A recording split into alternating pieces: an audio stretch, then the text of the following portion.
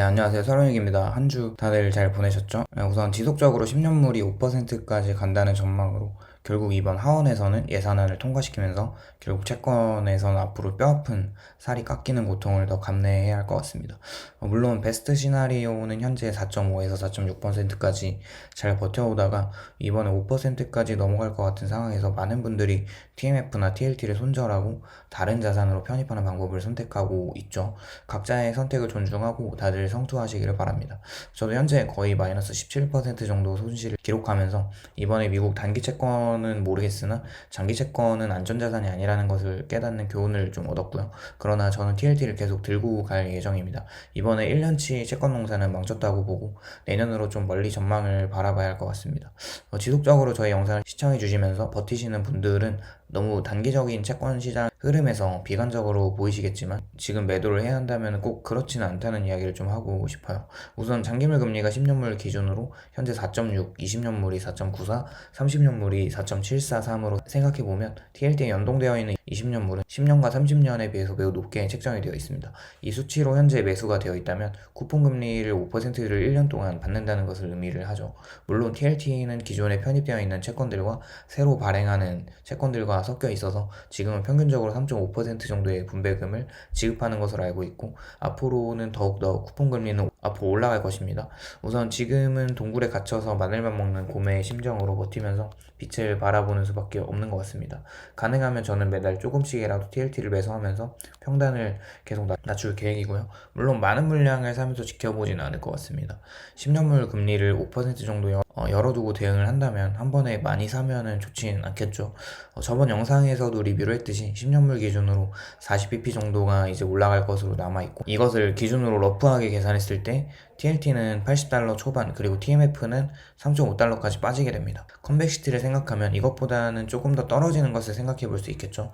물론 TMF는 운용수수료가 많이 들어가기 때문에 3.5 밑으로 내려갈 수도 있습니다. 그런데 생각해 봐야 할 것은 10년물 기준금리가 5%가 넘어간 상태로 계속 그 금리 구간을 유지하는 것은 아닙니다. 저번 주 나오는 물가 지표 코어 PCE도 3점대로 내려오고 있고 점점 미국의 소비는 줄어들고 있습니다.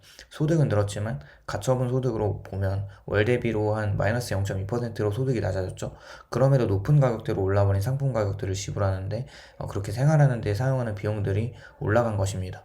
미국의 기준금리가 5.5%는 지금 뭔가 안전 불감증이 생겨서 이게 뭔가 문제가 터질까라는 생각을 하지만 이게 바늘보다도 더 날카로워서 부러뜨리기에는 충분히 높은 금리라는 것은 알아야 합니다. 이미 미국 사람들은 신용카드 리볼빙을 사용하고 있고 이제 미국 국민들이나 가계저축률을 보면 리먼 때 이후로 최저를 기록하고 있고 기업들은 그동안 미국에서 인플로이 리텐션 크레딧이라고 하는 직원들을 고용하는 유지하는 데 주는 보조금으로 버티다가 이제는 임원 감축을 시작해야 하는 움직임을 보이고 있습니다. 미국에서 일반인들은 리먼 이후로 부동산에 대해서 이미 모기지 금리가 3점대에 받아놓고 집을 샀기 때문에 주거용 부동산은 안전하지만 반대로 그것에 대해서 피해를 보고 있는 은행들은 연준 푸시나 디스카운트 윈도우, BTFP 같은 펀딩 프로그램으로 버티고 있지만 결국 재무부나 연준은 인플레이션이 무서워서 앞으로는 이제 이런 은행들은 지원을 하겠지만 사람들 주머니에 돈을 꽂아주지는 않을 것입니다. 그런 의미는 앞으로 소비가 무조건 감소할 수밖에 없다는 거죠. 정부 지원이 없으니까요. 이번에 초과저축률도 확실히 거의 다 줄어들었고 이번 2분기 GDP는 2.1% 확정치가 나왔는데 소비 부분을 좀 보면은 전분기 1.7%에서 0.8%로 소비 부분이 반토막이 난 상황이고 1분기 3.8% GDP의 수치는 2.1%라고 하면 이것도 엄청난 하락세를 보이고 있는 거죠. 현재 저축률은 최저이고 카드빚은 최고입니다. 그리고 카드빚 연체율은 지속적으로 상승하고 있고 자동차 할부금도 못 갚는 상황에 있죠. 이제 또 학자금 상한이 지시되는 것과 기업 부도율 상승은 리먼 때만큼 가파르게 올라가고 있습니다. 파월도 이제는 자기 갈 길을 가고 있죠.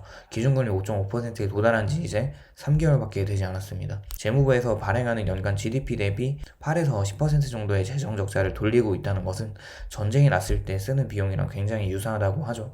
우선 현재는 국제시장이 그래도 버텨주고 있기 때문에 뭔가 터지지는 않고 있으니까 시장이 마비되기 전까지는 금리를 올릴 것 같긴 한데 3.8에서 4%까지 갔을 때 이 시장이 버티겠냐는 분은 이미 깨져버렸고 4.5%에서 5%까지 갈 때 과연 이 국채시장 상황이 계속 유지가 될 것인가 한번 생각을 해볼 법하고요. 또 이제 생각을 냉정하게 해봤을 때 빌 에크먼이나 여러 채권금리가 더 올라간다고 말하는 자경단들의 채권에 대한 쇼 포지션을 가지고 있는 사람들의 뷰가 그렇죠. 그렇게 주장하는 로직이 분명히 타당하지만 이 금리가 계속 높게 5% 이상으로 유지가 되는 상황으로 흘러왔을 때 포지션을 보면 그렇진 않을 것입니다. 결국은 일정한 양의 숏으로 돈을 다 먹으면 청산을 하겠죠. 그리고 기관들은 이제 롱으로 10년물 4.5%에 계속 들어오고 있습니다. 던지는 주체들이 영원히 던질 수는 없다는 이야기입니다.